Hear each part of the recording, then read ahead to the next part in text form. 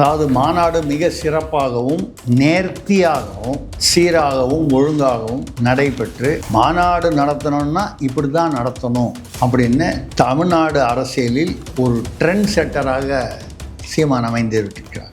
இங்கே என்ன பெரிய விஷயம்னா, சீமான் உடைய மாநாடு இது கூட்டப்பட்ட கூட்டம் அல்ல, இது கூடிய கூட்டம். தானா சேர்ந்த கூட்டம் ஒரு சினிமா வந்துச்சு பாருங்க, அந்த மாதிரி தானா சேர்ந்த கூட்டம்.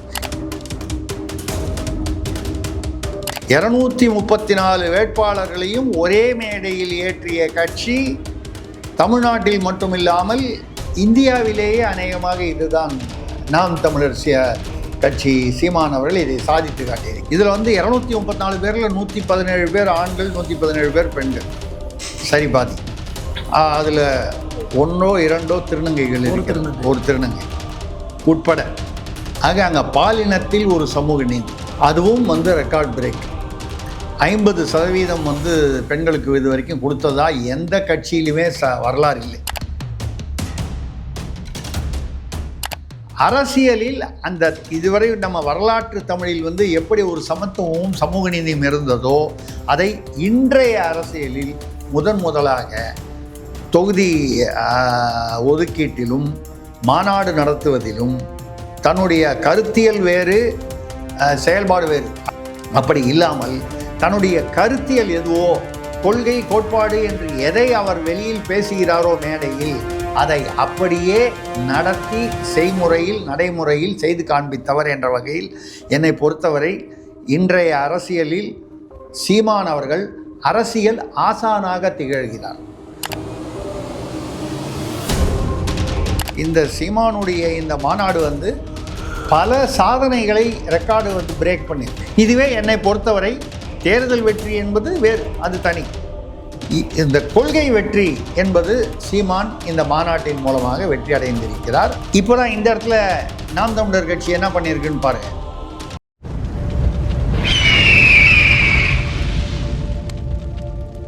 அரசியல் நேயர்களுக்கு வணக்கம். இன்று நம்ம மோதி சிறப்பு மூத்த பத்திரிகையாளர் திரிசக்தியார் அவர்கள். வணக்கம் சார். வணக்கம் சரண், சொல்லுங்க. சீமான் அவர்களின் மாற்றத்தை விரும்பும் மக்களின் மாநாடு February 21 நடந்தது. இந்தியாவையே திரும்பி பார்க்க வைத்த ஒரு மாநாடு அப்படின்னு சொல்லப்படுது. குறிப்பாக நேஷனல் மீடியாக்கள் தங்களோட முழு வெளிச்சத்தையும் இந்த மாநாட்டுக்கு அளிச்சது. அதன் மீது சீமான் அவர்களுக்கும் அவரோட வேட்பாளர்களும் அளித்திருக்காங்க. எப்படி பார்க்குறீங்க இந்த மாற்றத்தை? அதாவது மாநாடு மிக சிறப்பாகவும் நேர்த்தியாகவும் சீராகவும் ஒழுங்காகவும் நடைபெற்று மாநாடு நடத்தணும்னா இப்படி தான் நடத்தணும் அப்படின்னு தமிழ்நாடு அரசியலில் ஒரு ட்ரெண்ட் செட்டராக சீமான் அமைந்திருக்கிறார். அதில் ஏன் இது நம்ம திராவிட கட்சிகள்லாம் நாங்கள் கூட தான் மாநாடு நடத்தியிருக்கோம்னு சொல்லுவாங்க. நம்ம பொதுவாக என்ன சொல்கிறதுன்னா, எங்கேயுமே 200 ரூபா 300 ரூபா கொடுத்து கூட்டிகிட்டு வரல. அப்புறம் மிக்சர் பொட்டில் மைசூர் பாகு வீரன் பாட்டில் சேரில் வச்சு அவங்கள அப்படி கூப்பிட்டு வரல. கூட்டம் கூட்டுவதற்காக எந்த அளவுக்கு திராவிடம் இறங்கி சென்றிருக்கிறது, அதுலேயும் குறிப்பாக திமுக என்பது. இப்போ சமீபத்தில் கூட பார்த்தீங்கன்னா, முதல்ல மைசூர் பாகு மிக்சர்லாம் வச்சாங்க, தனி பாட்டில் 200 ரூபா 300 ரூபா, அப்புறம் புடவை கொடுக்குறது. அப்படியும் கும்பல் வரல. வந்தவனும் முக்கியமான முதல்வர் துணை முதல்வர் பேசும்போது ரம்மி விளையாடிக்கிட்டு இருக்கான், மங்காத்தா விளையாடிக்கிட்டு இருக்கான். சரி, அதை தாண்டி இப்போ என்ன பண்ணாங்க, ஏன் ஆராய்ச்சி பண்ணாங்க திமுக தலைமையில். நம்ம இவ்வளோ 200 கொடுக்குறோம் 300 கொடுக்குறோம், ஒரு சாப்பிட்றதுக்கு ஏதோ இதெல்லாம் கொடுக்குறோம், புடவை வாங்கி கொடுக்குறோம், ஆனாலும் ஏன் வரமாட்டேன்னா என்னென்னா அதில் அங்கங்கே பேசும்போது திமுக இவங்கெல்லாம் என்ன சொல்கிறாங்க, அது கட்சி தொண்டர்கள் அடிமட்டத்தில் நீங்கள் உட்காந்து 2 மணி நேரம் 3 மணி நேரம் மாநாடு நடத்தி 4 மணி நேரம் உட்காந்துருந்தீங்க. அந்த நைட்டு அங்கே போகிறதுக்குள்ளே டாஸ்மாக் கடைசியாக மூடிடுறான். டாஸ்மாக் கடை முக்கியமா, உங்கள் பேச்சு முக்கியமா? வேணா வீடியோவோட பார்த்துக்கலாம். ரெண்டாவது என்ன பேச போகிறீங்க, இதே தானே பேச போகிறீங்க இப்படின்ற மாதிரி அடித்தட்டு மக்கள் தொண்டர்கள் நினைக்கிறாங்கன்னு யாரோ ஒரு அறிவுஜீவி, இவர் நம்ம தாம்பரம், அதான் செங்கல்பட்டு இந்த பகுதியைச் சேர்ந்த அமைச்சர் மாண்புமிகு தாமு அன்பரசன் என்ன பண்ணார், அங்கே ஒரு செங்கல்பட்டில் மாநாடு ஒன்று கூட்டினாங்கல்ல, அதில் என்ன பண்ணார், கூடவே மிக்சர் பொட்டலம், மைசூர் பாகு, அப்புறம் தண்ணி பாட்டிலு, கேம்பகோலா, கூட ஒரு வீரன் சரக்கு. நீ இதுக்காக சாயந்தரம் அங்கே லேட்டாக படித்து டாஸ்மாக் கடை மூடிடுச்சுன்னு வருத்தப்பட வேணாம். டாஸ்மாக் கடையே கொண்டாந்து சேரில் உட்கார வச்சுட்டோம். இப்படியெல்லாம் கூட்டப்படும் கூட்டத்தை விட இங்கே என்ன பெரிய விஷயம்னா, சீமான் உடைய மாநாடு இது கூட்டப்பட்ட கூட்டம் அல்ல, இது கூடிய கூட்டம். தானாக சேர்ந்த கூட்டம் ஒரு சினிமா வந்துச்சு பாருங்கள், அந்த மாதிரி தானாக சேர்ந்த கூட்டம். எந்தவித அவங்களுக்கு லஞ்சமும் கொடுக்காமல், ஏன்னா 200 கொடுத்தாலும் 300 கொடுத்தாலும், புடவை வாங்கி கொடுத்தாலும், இல்லை வீரன் வாங்கி கொடுத்தாலும், சரக்கு வாங்கி கொடுத்தாலும் அது லஞ்சம்தான். இவர்கள் ஆட்சிக்கு வந்தால், அதாவது கட்சி கூட்டம், மாநாடு, பரப்புரை கூட்டுறதுக்கே லஞ்சம் கொடுக்கணுன்னா அப்புறம் நீங்கள் லஞ்சத்தை ஒழிக்கணும், இவங்க ஒழிப்பாங்க, நீங்கள் எப்படி நம்ப முடியும்? அடிப்படையில் இவங்க கூட்டத்துக்கு நார்மலாக கல்யாணத்துக்கு நீங்கள் கூப்பிட்டீங்கன்னா சாப்பிட்டு போகிறவன் அவன் தான் மொய் எழுதணும்.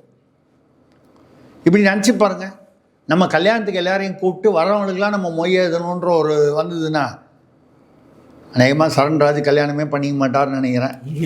இல்லை, நான் ஒரு சும்மா தமாஷா தான் சொன்னேன். அதெல்லாம் கவலைப்படாதீங்க, விதி வலியது, தைரியமாக கல்யாணம் பண்ணிங்க. அப்போ தான் உங்களுக்கு வாழ்க்கையில் அனுபவம்னா என்னன்னு தெரியும். இப்போ எதுக்காக என்ன, இப்போ அப்படி ஒரு இதுவாக நினச்சி பாருங்களேன். ஒரு கல்யாணத்தில் வரவங்களுக்கெல்லாம் நம்ம மொய் எழுதணும், அப்போ தான் கல்யாணத்துக்கு வருவான்னு நினச்சி பாருங்கள். அப்போ என்ன நினைப்போம், நம்ம இப்படியாவது ஒரு கல்யாணம் நம்ம கும்பல் கூட்டணுமா? ஆனால் கட்சி வேறு வழி இல்லை, ஓட்டுக்காக இது செய்கிறாங்க. இதெல்லாம் எதுவுமே இல்லாமல் தானாக சேர்ந்த கூட்டம் மட்டும் இல்லாமல் சீராகவும் ஒழுங்காகவும் நேர்த்தியாகவும் அங்கங்கே குடிதண்ணீர் பாட்டில், அதாவது அவங்களுக்கு அந்த பாட்டில் இல்லை, சாதாரண குடிதண்ணீர் பாட்டில், அதுக்கப்புறம் எங்கே தேவையோ அங்கே மருத்துவ உதவிகளுக்கான ஏற்பாடுகள். ஒரு இடத்துலையாவது பேரிகேடை தள்ளிட்டோ எகிரி குதிச்சோ வந்ததாக எந்த விதமான செய்திகளோ இல்லை வீடியோவோ வரல. இப்போ இன்றைக்கி நம்ம பேசிக்கிட்டு இருக்க இந்த ரெக்கார்டிங் நடந்திருக்கிற டயத்தில் வேலூரில் தாவேகாவுடைய அந்த நிர்வாகிகள் கிட்டத்தட்ட 4900 பேர் நிர்வாகிகள் சந்திப்பு கூட்டம்னு வேலூரில் நடக்குது. அதுக்கு வேறு என்ன தைரியத்தில் விஜய்க்கு யார் தான் ஆலோசகர்கள் என்னத்த தெரியாது, எனக்கு ஒன்றும் புரியல. என்னாச்சு ஆலோசகர்கள்னா ஆலோசனை சொல்கிறது ஏதாவது கொஞ்சம் அதில் புத்திசாலித்தனம் இருக்கணும். ஏங்க, தாவேகாவுடைய கூட்டத்தை நீங்கள் பொதுவெளியில் வைக்கும்போதே பேரிகேட்டை உடச்சிட்றான், பேரிகேடு மேலே எகிரி குதிக்கிறான், நசுக்கிறான், இது மாதிரி வருது. ஆர்வ கோளாறுன்னு நம்ம வேறு என்ன சொல்ல முடியும்? ஆர்வ கோளாறு. அப்படி இருக்கும்போது ஒரு கொட்டா போட்டிருக்காங்க. காலையில் நான் வீடியோவில் பார்த்தேன், ஒரு பெரிய கொட்டா மாதிரி போட்டு. அதை போட்டதில் ஒன்றும் தவறுன்னு சொல்லலை. இவன் கவலை என்ன இருக்குன்னா, எவனாவது ஒருத்தன் ஒரு சிகரெட்டை பிடிச்சி போட்டு ஒரு பீடியோ பிடிச்சி போட்டானாலோ ஏதோ ஒன்றுன்னா, இந்த மாதிரி ஒரு கொட்டா போடும்போது இது விபத்துக்கான வாய்ப்புகள் அதிகம். விபத்து ஏற்படணுங்கிறது நம்ம எண்ணம் இல்லை, நம்ம அப்படி விருப்பம் தெரிவிக்கலை. அப்படி யாரும் தயவு பண்ணி எடுத்துக்க வேணாம். நம்ம என்ன கவலைப்படுறோன்னா, சாதாரண ஓப்பனில் அந்த வேலுசாமிபுரத்தில் நிற்கும்போது நெரிசல்லையே 41 பேர் போயிட்டாங்களே. இந்த மாதிரி வரும்பொழுது யாருமே போக வேண்டாம். தேவையில்லாத ஒரு தொந்தரவு, ஒரு டென்ஷன் தானே. நிர்வாகிகளுக்கும் அது தேவையில்லாத ஒரு கவலை, பத்திரமா நடக்கணும்னு. ஏன்னா அவங்களுக்கு ஒரு பொறுப்பு இருக்குது, சட்ட ரீதியாகவும் இருக்குது, ஒரு தார்மீக ரீதியாகவும் பொறுப்பு இருக்குது, விஜய்க்கும் இருக்குது. வருகின்ற நிர்வாகிகளோ யாரோ அவங்களுக்கும் பார்த்திங்கன்னா, போன தடவை பார்த்திங்கன்னா இந்த நிர்வாகிகள் கூட்டத்துக்கு ஒரு ஆள் வந்தால் அவன் இங்கே யாருக்கிட்டேயோ 1000 ரூபாய்க்கு பிளாக்கில் அந்த நிர்வாகிக்கு கொடுக்குற பாஸை அவன் வாங்கிட்டு வந்தான். அந்த சூரஜ்னு ஒரு வடநாட்டு இவரை அந்த குடிதண்ணீர் அந்த சமயத்தில் அவனுக்கு கிடைக்காதனாலையும் உடல் சோர்வு மற்ற காரணங்கள்னாலையும் இறந்து போயிட்டான். இதை நம்ம எப்படி பார்க்குறோன்னா, அப்படி இருக்கும்போது எதுக்காக இந்த கூடாரம் மாதிரி போட்டாங்க? நம்ம போட்டது அவங்க இஷ்டம், அவங்க கட்சி, அவங்க என்ன வேணாலும் எப்படி வேணாலும் அதை முடிவு பண்ணலாம். ரிஸ்க் எடுக்கிறத தேவையில்லாமல் ரிஸ்க் எடுக்கக்கூடாது இந்த மாதிரின்னு. இப்போது நம்ம ரெக்கார்டிங் ஆரம்பிக்கிறதுக்கு முன்னால் நான் வீடியோவில் பார்த்தேன். என்னென்னா, இவங்க இந்த 4900 பேர் தான் வரணும்னு சொல்லி அதுக்கு ஒரு ஒரு அந்த பேரிகேடெல்லாம் போட்டு ஒரு வரிசையில் வரணும்னு ஒழுங்குபடுத்துறதுக்கு முயற்சி செய்கிறாங்க. ஆனால் அதை தாண்டி எகிரி குதித்து இந்த பேரிகேடுகளை மீறி வலுக்கட்டாயமாக உள்ளே வந்தவர்களுடைய இதை வீடியோவை பார்த்தீங்கன்னா தெரியும். உடச்சிட்டு உள்ளே போயிட்டாங்க. உடச்சிட்டு உள்ளே போயிட்டாங்க. அதை தாங்க சொல்கிறேன். அப்போ இவங்களுக்கெல்லாம் பேரிகேடு போட்டு என்ன பண்ணுறது? வேஸ்ட்டு தான். எந்த விதமான பேரிகேடும் வந்து நீங்கள் வந்து அவங்க வந்து அவர்களை சீர்படுத்த முடியாது. சரி, அப்போது நடந்துச்சு கரூரில், அது நடந்து ஒரு 2-3 மாதம் ஆயிடுச்சு இல்லை. இன்னமும் உங்களால் வந்து ஒரு ஒரு ஒரு தன்னார்வ படைன்னா வாலண்டியர் ஒரு படை ஒரு பிரிவு ஒன்று ஏற்படுத்தி ஒரு அந்தந்த இடத்துல இப்படி பண்ணணும் போகணும் அவர்களை ஒழுங்குபடுத்தணும்னா எந்த வித ஒழுங்கிற்குமே கட்டுப்படாதவர்கள் அப்படின்னா நாளைக்கு இவங்க வந்து விஜய் வந்து என்னைக்காவது ஒரு நாள் 2026 2031 2036 வயசு இருக்குது அவருக்கு, ஆட்சிக்கு வருகிறார் என்று வைத்துக்கொள்வோம். அதுக்கு தானே அரசியலுக்கு வந்திருக்கார். அப்படி ஆட்சிக்கு வந்தால் இந்த தொண்டர்கள் தான் நிர்வாகிகளாக வருவார்கள். இந்த நிர்வாகிகள் தான் அமைச்சர்களாக வருவார்கள், மாவட்ட செயலாளர்களாக வருவார்கள், அமைச்சர்களாக வருவார்கள். தமிழ்நாட்டின் கதி என்ன ஆகும் என்ற மிகப்பெரிய கவலை இருக்கிறது. சரி, அது ஒதுக்குவோம், விதி வலியது. மக்கள் வந்து அப்படி ஒரு தற்கொலைக்கு தயாராகிறார்கள் என்றால் அது அவர்களுடைய தலையெழுத்து என்று சொல்லி விட்டுட்டு போக வேண்டியதுதான். நம்ம சீமானுடைய மாநாட்டுக்கு ஒரு நாம் தமிழர் மாநாடு என்றால் இப்படித்தான் நடத்த வேண்டும் என்கிற முறையில் வந்து மாநாட்டை நடத்தி இருக்கிறார். ஒழுங்காகவும் எந்தவித ஒரு என்ன சொல்கிறது ஒரு பிரச்சனையும் இல்லாமல் மாநாடு நடந்து முடிந்திருக்கிறது, சிறப்பாக முடிந்திருக்கிறது. 234 வேட்பாளர்களையும் ஒரே மேடையில் ஏற்றிய கட்சி தமிழ்நாட்டில் மட்டுமில்லாமல் இந்தியாவிலேயே அநேகமாக இதுதான். நாம் தமிழர் கட்சி சீமான் அவர்கள் இதை சாதித்து காட்டியிருக்கிறார். தமிழ்நாட்டில் இதுவரைக்கும் நடைபெற்றது மட்டும் இல்லை, இந்தியாவிலுமே எங்கேயுமே வந்து அந்தந்த மாநிலத்துடைய மொத்த தொகுதிகள், ஒரு மாநிலத்தில் 175, ஒரு மாநிலத்தில் 150, ஒரு மாநிலத்தில் 234, ஒரு மாநிலத்தில் 234 விட அதிகம், உத்தரப்பிரதேசத்துலலாம் அதிகம், பீகாரில் அதெல்லாம் அதிகம். அத்தனை பேரையும் ஒரு மேடையில் ஏற்றி முறையாக சரியாக, இதில் வந்து 234 பேரில் 117 பேர் ஆண்கள், 117 பேர் பெண்கள், சரி பாதி. அதில் 1-2 திருநங்கைகள், ஒரு திருநங்கை உட்பட. ஆக அங்கே பாலினத்தில் ஒரு சமூக நீதி, அதுவும் வந்து ரெக்கார்ட் பிரேக். 50% வந்து பெண்களுக்கு இது வரைக்கும் கொடுத்ததா எந்த கட்சியிலுமே வரலாறு இல்லை. அதுக்கப்புறம் ஜெயிக்கிறாங்க ஜெயிக்கலை, அது வந்து வேறு விஷயம். முதல்ல நிற்க வைக்கிறதுக்கு தைரியம் வேணும். அதை விட இன்னொன்று சொல்கிறேன், நம்ம ஈரோட்டுக்காரர் இருக்கார்ல, யார் சார்? ஈரோட்டுக்காரர்னா யாருன்னு கேட்குற அளவுக்கு உங்களுக்கு அவ்வளவு வந்துடுச்சா? அது இல்லை சார், செந்தில் பாலாஜியா இல்லை செங்கோட்டையனா? ஈரோடு அப்படின்னு சொன்னாலே உங்களுக்கு அவர் தான் ஞாபகம் வரணும். ஈவே ராமசாமி நாயக்கர் பேர் தான் வரணும். இல்லை, ஞாபகம் வச்சுங்க. மறுபடியும் இன்னொரு தடவை ஈரோட்டு வீடியோ பார்த்து செங்கோட்டையனே ஈரோட்டுக்கார ஆக்கிட்டாங்க. தாவேகா வீடியோ பார்த்துன்னா நீங்கள் இப்படியே பார்த்துக்கிட்டே இருந்தீங்கன்னா நான் அதுக்கப்புறம் நான் வரமாட்டேன். ஏன்னா அதுக்கப்புறம் நீங்கள் பாட்டில் ஒரு பக்கம் தானாக பேசிக்கிட்டு இருப்பீங்க, தானாக சிரிச்சுக்கிட்டு இருப்பீங்க. அந்த மாதிரி ஏதாவது ஒரு பிரச்சனை வந்ததுன்னா என்னால் வந்து விருந்தினராக வர்றது கஷ்டம். அந்த மாதிரி ஒரு ஒரு விபரீதமான முடிவெல்லாம் எடுத்துடாதீங்க தயவுசெய்து. இல்லை, என்னன்னா இதுவரை அந்த மாதிரி அந்த பெண்களுக்கு 50% கொடுத்த இதுவும் இல்லை. 234 பேர் மேடையில் வந்து ஏற்றும்போது அத்தனை பேரும் பட்டதாரிகள். 234 பேரும் ஏதோ ஒரு வகை அவங்க என்ன பட்டம் படித்தாங்களோ பட்டதாரிகள். இது ஒரு அதாவது இந்த சீமானுடைய இந்த மாநாடு வந்து பல சாதனைகளை ரெக்கார்டு வந்து பிரேக் பண்ணியிருக்கு. முதல்ல 117 ஒரு திருநங்கை உட்பட ஆண் பெண் 50%, 234 பேர் ஒரே மேடையில், 234 பேரும் பட்டதாரிகள், இளைஞர்கள். எனக்கு தெரிஞ்சு ரொம்ப அதில் வந்து வயதானவர்களாக யாரும் வந்து இல்லை. பெரும்பான்மையான அவர்கள் வந்து அந்த இளைஞர்கள் தான். அப்படி வந்து இருப்பது மட்டும் இல்லாமல் ஈரோட்டுக்காரர் எது கேட்டேன்னா, ஈரோட்டுக்காரர் சொன்னார், பாப்பான், முஸ்லீம், கிறித்தவன், நம்மிலும் கீழானவர்கள் அவள் சொல்லுது நம்ம பட்டியல் சமூகம்னு சொல்லக்கூடிய, அது எஸ்சி எஸ்டின்னு சொல்லக்கூடியவர். இவர்களெல்லாம் நம்ம சமுதாயத்துக்கு எதிரானவர்கள். அப்போ நம்ம சமுதாயம்னா யார்? பாப்பான்னு சொல்லக்கூடிய பிராமணர்கள் வீட்டில் என்ன பேசுகிறாங்க? தமிழ் தான் பேசுகிறாங்க. உவே சாமிநாதையர் தான் தமிழ் தாத்தான்னு சொல்கிறோம். இத்தனை நமக்கு சங்க இலக்கியங்கள்லாம் இன்றைக்கி நமக்கு கிடச்சிதுன்னா அதுக்கு காரணம் அவர் தான். அதே மாதிரி மகாகவி பாரதியார், இப்படி எத்தனையோ சொல்லி கொண்டு போகலாம். அதனால் யாரும் வீட்டில் சமஸ்கிருதம் பேசுகிறதில்லை. தமிழ்நாட்டில் உள்ள முஸ்லீம்கள் வீட்டில் வந்து உருது இதுலையா பேசுகிறாங்க? அரபிலையா பேசுகிறாங்க? தமிழ் தான் பேசுகிறாங்க. தமிழ்நாட்டு கிறிஸ்தவர்கள் தமிழில் தான் பேசுகிறாங்க. அதுக்கப்புறம் எஸ்சி எஸ்டின்னு சொல்லக்கூடிய பட்டியல் சமூகத்தினர் தமிழில் தான் பேசுகிறாங்க. ஆக இவர்கள் நால்வரும் நம்ம சமுதாயத்துக்கு எதிரானவர்கள். அப்படின்னா இந்த வீட்டில் தமிழ் பேசக்கூடிய, தமிழை தாய்மொழியாக கொண்டிருப்பவர்கள்லாம் நமக்கு எதிரானவர்கள் அப்படின்னு சொல்லும்போது அதில் என்ன அர்த்தம்னு நம்ம புரிஞ்சுக்க வேண்டியவங்களுக்கு புரியும் இல்லையா? அப்போது நம்ம தமிழ் பேசுறதில்லை. ஏன்னா அவர் வந்து நான் தமிழ் நல்ல, தமிழ் சனியன், தமிழ் படித்தா புரோஜனம் இல்லைன்னு சொன்னது மட்டும் இல்லாமல் நான் கன்னடன்னு சொன்னார். அது அவர் இஷ்டம். அவர் கன்னடத்துலேருந்து வந்தார், சொல்கிறாரு.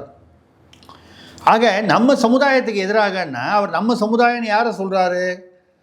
தமிழ்நாட்டில் தமிழ் தாய்மொழியாக கொள்ளாத மற்றவர்கள், கன்னடம், தெலுங்கு, துளு, மற்ற இப்போ வந்து இது வந்து ஈவேரா அவர்கள், அவருடைய சமூக நீதி தமிழ்நாட்டில் தமிழ் பேசுபவர்களுக்கு எதிராக நாம் செயல்படுவோம், அதுதான் திராவிடம், அவர்களெல்லாம் நமக்கு எதிரிகள்.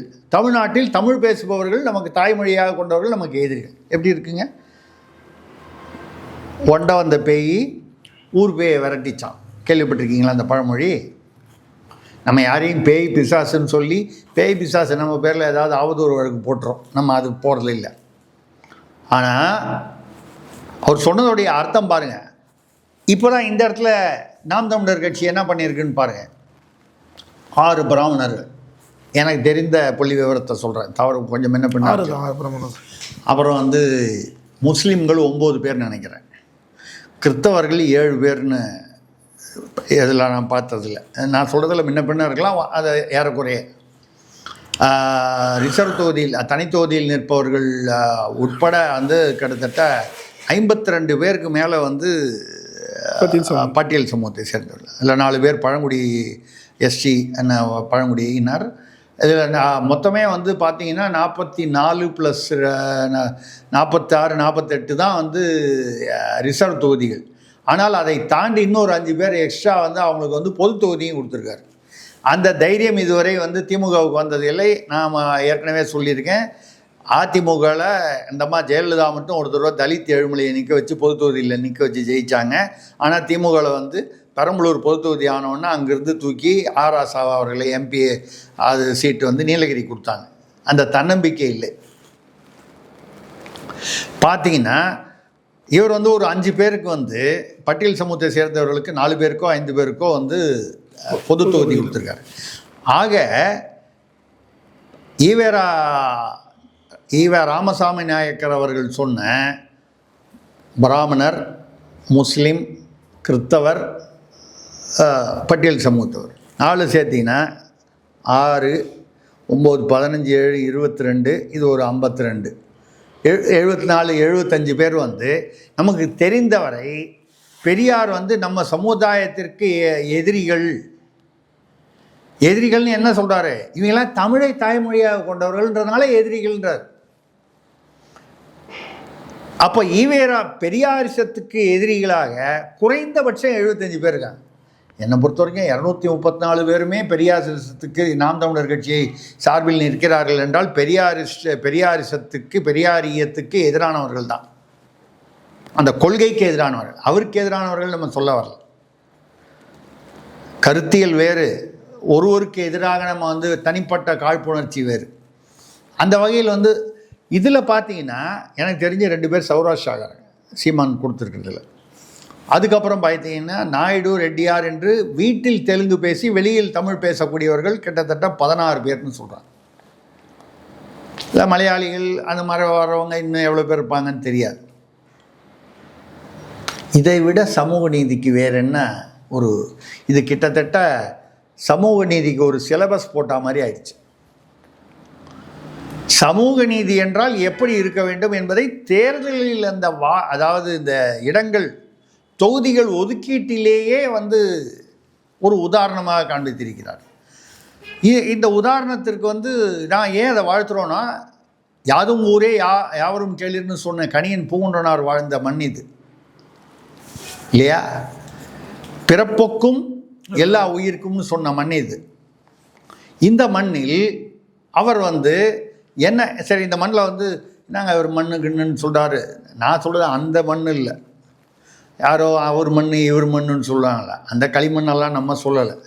நம்ம சொல்கிறது இது பெரியார் மண்ணுன்னு அவங்க சொல்லுவாங்க. நம்ம இது சீமானு சொல்லியிருக்காரு, நம்மளும் அதான் சொல்கிறோம். இது பெரியார்கள் வாழ்ந்த மண் என்று சொல்கிறோம். எத்தனையோ பெரியார்கள், நாயன்மார்கள், ஆழ்வார்கள், சுதந்திர போராட்ட வீரர்கள், தமிழுக்காக போராடியவர்கள், தமிழ்நாட்டிற்காக போராடியவர்கள், இப்படி பல விஷயங்களில் சமூக நீதிக்காக போராடியவர்கள், இப்படி பல வீரர்கள், மானம் காத்த தமிழர்கள், நம்ம அத்தனை பேரையும் தமிழர்களாக தான் ஏற்றுக்கிறோம். இதுக்கு ஒரு சின்ன உதாரணத்தை சொல்லுவோம். இங்கே நீங்கள் தமிழர்கள்னு சொன்னால் இதுவரை உள்ள சுதந்திரம் பெற்று அந்த 1954 அதுக்கு முன்னால் இருந்ததெல்லாம் அமைச்சரவையெல்லாம் பார்த்தீங்கன்னா கூட அதில் முதலமைச்சர்கள் இருந்தார்கள். வெள்ளைக்காரன் காலத்திலேயே மாகாணங்களை அமைத்து அதற்கு அந்தந்த உள்ளூர் முதலமைச்சர் குமாரசாமி ராஜா மாதிரி அவங்களாம் அந்த மாதிரிலாம் முன்னாலே இருந்துட்டாங்க. ஆனால் சுதந்திரம் பெற்றதுக்கு அப்புறம் அதை கணக்கை முன்னால் உள்ளதை விட்டுட்டு பின்னால் உள்ளதை கணக்கு எடுத்திங்கன்னா சுதந்திரத்துக்கு அப்புறம் 12-13 பேர் கிட்டத்தட்ட முதலமைச்சராக இருக்கிறார்கள் இன்று இருக்கும் ஸ்டாலின் அவர்கள் உட்பட. இதில் தெளிவாக தமிழை தாய்மொழியாக கொண்டவர்கள். இவர் வெளியிலேருந்து இங்கே செட்டில் ஆனவர், அவர் அங்கிருந்து செட்டில் ஆனவர், இவர் ஓங்கோல்லேருந்து வந்தார், இவர் கேரளாலேருந்து வந்தார், இவங்க மைசூர்லேருந்து வந்தாங்க. இப்படிலாம் இல்லாமல் தமிழ்நாட்டையே தங்களுடைய மூலமாக கொண்டு தாய்மொழி தமிழாகவே, தாய்மொழி பேசுமொழி இரண்டும் தமிழாகவே இருக்கக்கூடியவர்கள் எத்தனை முதலமைச்சர்கள்? காமராஜர் என்னுடைய நினைவில், பக்தவத்சலம், அதுக்கப்புறம் பார்த்திங்கன்னா எடப்பாடி அவர்கள். எடப்பாடி கூட அப்போ தேர்தலில் நின்று ஜெயிச்சு வரல, ஆனால் கிட்டத்தட்ட 4.5 வருஷம் இருந்திருக்கார். இப்போது அதாவது இவங்க 3 பேர் தான் கணக்கில் வருது. மக்கள் தேர்ந்தெடுத்தவர்கள் என்று பார்த்தீங்கன்னா அதுலேயும் எடப்பாடியை கழிச்சிட்டிங்கன்னா 2 பேர் தான் வரேன், காமராஜரும் பக்தவத்சலும்.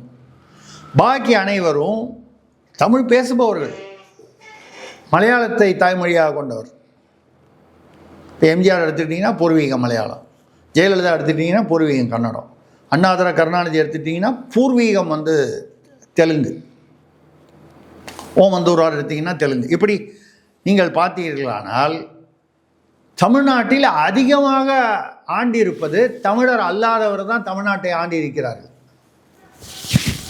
இது அரசியல் ஒரு பக்கம் எடுத்திங்கன்னா சினிமா ஏன்னு கேட்டால் தமிழ்நாட்டில் அரசியலும் சினிமாவும் கிட்டத்தட்ட இந்த ரயில்வே பாதை மாதிரி ரெண்டும் ஒன்றா போகும், இணையாக போகும். தமிழ்நாட்டில் சினிமாவிலேருந்து அரசியலுக்கு வருவாங்க, அரசியலில் இருந்தால் சினிமா மாதிரி இருப்பாங்க, இதெல்லாம் வழக்கமாக இருக்கும். சினிமாவில் பாருங்கள், நடிகர்களில் எடுத்து பாருங்கள், அந்த காலத்துலேருந்து பிரேம் நசீர் மலையாளத்தில் அவர் பெரிய ஸ்டாருங்க. தமிழ் எத்தனை படம் முதல்ல நடிச்சிருக்காரு, அதுக்கப்புறம் தான் மலையாளத்துக்கு போனார். சத்யன் அப்படி தான், ஷீலா அப்படி தான். அப்புறம் நீங்கள் கன்னடத்தில் கல்யாண்குமார், தமிழில் தான் நெஞ்சம் மறப்பதில்லை மலை படத்தில் எல்லாம் நடிச்சிருக்காரு. அதுக்கப்புறம் இன்னொருத்தர் உதயகுமார்னு வருவார், அது என்னமோ யானைப்பாகன்னு ஒரு படத்தில் வருவார். அப்போது ஒரு பெரிய ஹீரோ கன்னடக்காரர். அப்புறம் தெலுங்கில் எடுத்திங்கன்னா என்டி ராமராவ், காந்தாராவ், நாகேஸ்வர ராவ் எல்லாம் இங்கே தான். அதுக்கப்புறம் இப்போ நீங்கள் லேட்டஸ்ட்டாக வாங்க, நடிகைகளாவது பொதுவாக பஞ்சாப்லேருந்து, ஹரியானாலேருந்து, உத்தரப்பிரதேசத்துலேருந்து, கர்நாடகாலேருந்து, கேரளாலேருந்து இப்படி கலந்து வருவாங்க. நடிகர்களில் ரஜினிகாந்தை நம்ம யாராவது கன்னடர்னு சொல்கிறோமா? இல்லை. ஈவே ராமசாமி நாயக்கர் தமிழ்நாட்டில் ஈரோட்டில் உட்காந்துக்கிட்டு நான் தமிழ் படித்தா புரோஜனம் இல்லை, தமிழ் சனியன், நான் கன்னடன்னு சொன்னார். ரஜினிகாந்தை யாராவது கன்னடர் என்று பேசுகிறோமா? பிரகாஷ்ராஜ் கில்லியில் செல்லம் அப்படின்னு கூப்பிட்டே வந்து அவர் அந்த செல்லம்னு கூப்பிட்டாலே பிரகாஷ் ராஜ்னு சொல்கிற அளவுக்கு ஒரு ஒரு ஒரு ஒரு நிலையாக புகழ் பெற்றவர். அவரை யாராவது வந்து அவர் கன்னடம் தான். இப்போ பார்க்குறீங்கன்னா நிறைய அரசியல் விஷயங்களை தமிழ்நாட்டுக்கு எதிராக கூட பேசுகிறார் இப்போது. ஆனால் அவர் யாரும் வந்து அவர் கன்னடக்காரர் என்று தமிழ்நாட்டில் வந்து சொல்லவில்லை. நான் சொல்வது சில உதாரணங்கள், நிறைய உதாரணங்கள் இருக்கலாம். மம்முட்டி நடித்த படம் தமிழ்நாட்டில் ஓடலையா? மம்முட்டியை யாரும் வந்து மலையாளியாக இங்கே பார்ப்பதில்லை. மம்முட்டி எத்தனை தமிழ் படம் எனக்கு தெரிஞ்ச ஒரு 6-7 தமிழ் படம் நடிச்சிருக்காரு. நல்லா அதில் ஓடினது 3-4 படம் ஓடிருக்கு. எத்தனையோ உதாரணங்கள் இந்த மாதிரி நம்ம சொல்லிக்கொண்டே போகலாம். மோகன்லால் நடித்தது இருவர்னு ஒரு படம், கிட்டத்தட்ட கருணாநிதி எம்ஜிஆருடைய வாழ்க்கை அடிப்படையாகும். அதில் மோகன்லால் நடிச்சிருக்காரு. இப்படி தமிழ்நாட்டை பொறுத்தவரை இதெல்லாம் நீங்கள் விட்டு வரீங்க பாருங்கள். பழைய இயக்குநர்கள், திரைப்பட இயக்குநர்கள்லாம் பாருங்கள். குட்டண்ணா அவர் இவருன்னு பார்த்தீங்கன்னா பாதி பேருக்கு மேலே வந்து தமிழை தாய்மொழியாக கொள்ளாதவர்கள், தெலுங்கு அல்லது பிற மொழிகள் பேசுபவர்கள், தென்னிந்திய மொழிகள் பேசுபவர்கள். இதெல்லாம் விட இன்னும் பெரிய ஆச்சரியமான உங்களுக்கெல்லாம் உங்கள் தலைமுறையில் தெரியாது. எல்லிஸ் டங்கன்னு ஒரு இயக்குனர் இருந்தார். கிட்டத்தட்ட எனக்கு தெரிஞ்ச ஒரு 10-12 படம் தமிழ் படம் டைரக்ட் பண்ணியிருக்கார். நல்ல தமிழ் பேசுகிறார், வெள்ளைக்காரர், பேரை பார்த்தாலே தெரியுது. Ellis Duncan. ஒரு வெள்ளைக்காரர் தமிழ் கற்றுக்கொண்டு அவரை நாம் தமிழராக ஏற்றுக்கொண்டு அவர் இயக்கிய படங்கள் தமிழ்நாட்டில் வந்து நிறைய படம் பிச்சுக்கிட்டு ஓடி இருக்கு. இதுக்காக சொன்னால் இது வந்தாரை வாழ வைக்கும் தமிழ்நாடு, யாதும் ஊரே யாவரும் கேளீர் என்பது வந்து வெறும் வந்து ஏட்டு சுரைக்காயாக வந்து அணியன் மோகனார் எங்கேயோ ஒரு மூலையில் எழுதிட்டு போனார் அப்படின்னு சொல்கிற அளவுக்கு இல்லை. நம்மளுடைய வாழ்வியல் முறையே வந்து இப்படி வந்து ஒரு சமூக நீதி, ஒரு சமத்துவத்தை ஏற்றுக்கொள்ளக்கூடியது இந்த தமிழ் மண் என்பதில் நாம் பெருமை கொள்கிறோம். அந்த தமிழ் மண்ணில் முதலாக அரசியலில் அந்த இதுவரை நம்ம வரலாற்று தமிழில் வந்து எப்படி ஒரு சமத்துவமும் சமூக நீதியும் இருந்ததோ அதை இன்றைய அரசியலில் முதலாக தொகுதி ஒதுக்கீட்டிலும் மாநாடு நடத்துவதிலும் தன்னுடைய கருத்தியல் வேறு செயல்பாடு வேறு. அரசியல்வாதி பொதுவாகவே என்ன பேசுறது ஒன்று, செய்கிறது உதட்டில் ஒன்று, உள்ளத்தில் ஒன்று. அப்படி இல்லாமல் தன்னுடைய கருத்தியல் எதுவோ, கொள்கை கோட்பாடு என்று எதை அவர் வெளியில் பேசுகிறாரோ மேடையில், அதை அப்படியே நடத்தி செய்முறையில் நடைமுறையில் செய்து காண்பித்தவர் என்ற வகையில் என்னை பொறுத்தவரை இன்றைய அரசியலில் சீமான் அவர்கள் அரசியல் ஆசானாக திகழ்கிறார். இதுக்கப்புறம் தேர்தலில் எவ்வளவு வெற்றி தோல்வி என்பது வந்து எப்பேற்பட்டவர்கள்லாம் தோற்றுருக்காங்க. காமராஜர் மாதிரி பெரிய தலைவர்கள்லாம் தோற்றுருக்காங்க. கருணாநிதி மாதிரி ஆட்களும் தோற்றுருக்காங்க. சில சமயம் அவர்கள் தோற்றதை கடைசி நிமிஷத்தில் சரி பண்ணி கொண்டு வந்தது. HV அண்டே கிட்ட தோற்றது. அதுக்கப்புறம் HV அண்டே கிட்ட எம்ஜிஆர் கூப்பிட்டு சொல்லி இல்லைங்க அண்ணனாரில் ஒரு ஜெயிச்சா மாதிரி இருக்கட்டங்கன்னு அதெல்லாம் விட்டுரும். ஆக எப்பேற்பட்ட காமராஜர் தெளிவாகவே வந்து ஒரு சீனிவாசன் ஒரு சாதாரண மனிதனிடம் வந்து தோற்றிருக்கிறார். இது நம்ம இது தோக்கிறது ஜெயிக்கிறதுங்கிறத நம்ம விட்டுருவோம். இது அந்தந்த சூழ்நிலைக்கு தகுந்த மாதிரி பல வேறு காரணங்கள். இந்த அளவுக்கு அரசியல் ஆசானாக இப்படித்தான் இருக்க வேண்டும் அரசியல் என்பதற்கு ஒரு ஒரு ஒரு உதாரண புருஷனாக சீமான் சொல்கிறார். இப்படி சொல்வதால் வந்து வந்து இவர் வந்து சீமானுக்கு ரொம்ப அப்படியே சோம்படிக்கிறார். செய்வதை நீ நல்ல செய்கையாக இருந்தால் அதை எவர் செய்தாலும் நாம் பாராட்டுவோம். இதில் நமக்கு கட்சி வித்தியாசமே இல்லை. இதையே வேறு ஒரு கட்சியில் செய்தால் அந்த கட்சியை நம்ம பாராட்டுவோம். ஒரு கால் விஜய் செய்வார்னு வச்சுங்க, தெரியல, ஒரு 20-30 வருஷத்தில் கற்றுக்கிட்டு செய்வார்னு நினைக்கிறேன். விஜய் ரொம்ப சீக்கிரம் எதிர்பார்க்க முடியாது. ஒரு 20-25 வருஷத்தில் அநேகமாக இதெல்லாம் கற்றுக்கிட்டு அவரும் வந்து சீமான் மாதிரி ஒரு முதிர்ச்சி பெற்ற அரசியல் தலைவராக விஜய் வருவார் என்ற நம்பிக்கை எனக்கு இருக்கிறது. என்ன அந்த சமயத்தில் உங்களோட உட்காந்து நான் பேசுறதுக்கு வாய்ப்பு இருக்குமான்னு தெரியல. பரவாயில்ல, பார்ப்போம், நம்பிக்கையோடு காத்திருப்போம். ஆக ஒரு அரசியல் ஆசானாக உருவெடுத்திருக்கிறார் தமிழ்நாட்டில் சீமான். இதுவே என்னை பொறுத்தவரை தேர்தல் வெற்றி என்பது வேறு, அது தனி. இந்த கொள்கை வெற்றி என்பது சீமான் இந்த மாநாட்டின் மூலமாக வெற்றி அடைந்திருக்கிறார். அவருக்கு நம்மளுடைய வாழ்த்துக்களை சொல்லி தேர்தலிலும் இந்த இந்த இந்த வெற்றிகள் தொடர வேண்டும் என்று நாம் அவரை வாழ்த்தி நாம் விடைபெறுவோம். சார், பல்லறிக்கைக்கு தெளிவாக இருந்துச்சு. நேரத்தை நிற்கிறேன். நன்றி, வணக்கம்.